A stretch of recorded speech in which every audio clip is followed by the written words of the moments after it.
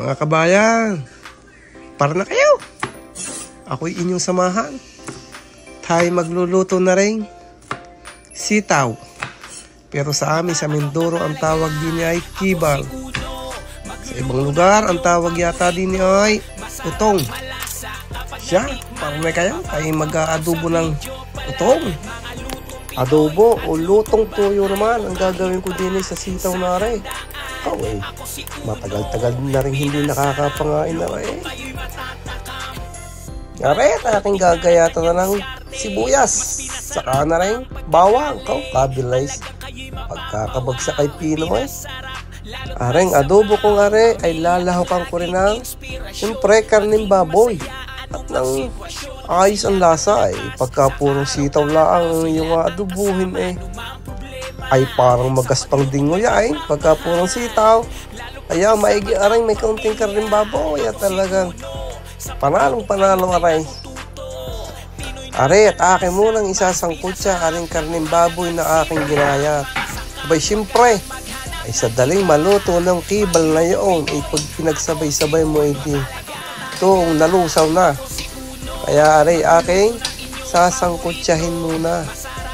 At siyempre habang sinasangkutsa ay di lalagyan ko na ng kaunting asin. At nung medyo may lasa-lasa naman na yung karne sa handaan, ako si Uno.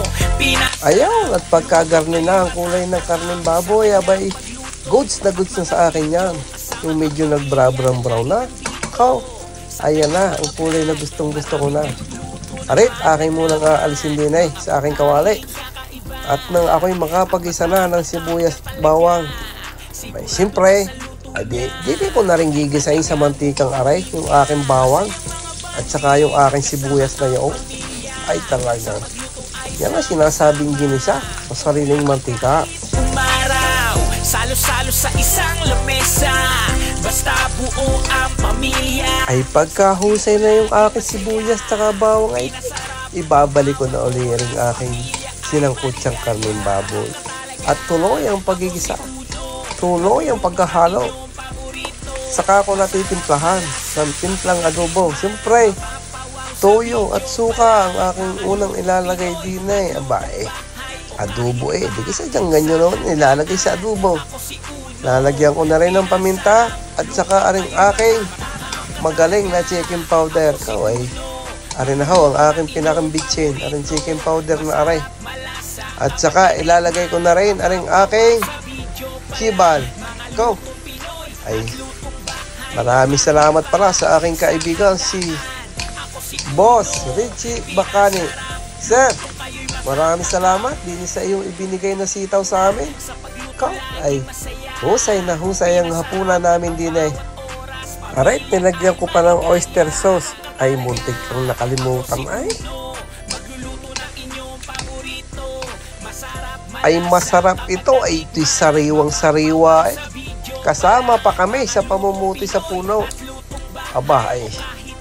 Wala namang katapon-tapon sa pagtatanim abay nakakatikim ng bunga talagang husay. Thank you. Aray husay na aray hindi ko naman ito lalamugay. Gusto ko yung medyo malutong-lutong. Siya mga kabayan, para na kayo tayo kakain na. Ating uutayin na rin aking adobong sitaw na aray. Ito ay talagang nakakapalaway din Kain na ho tayo!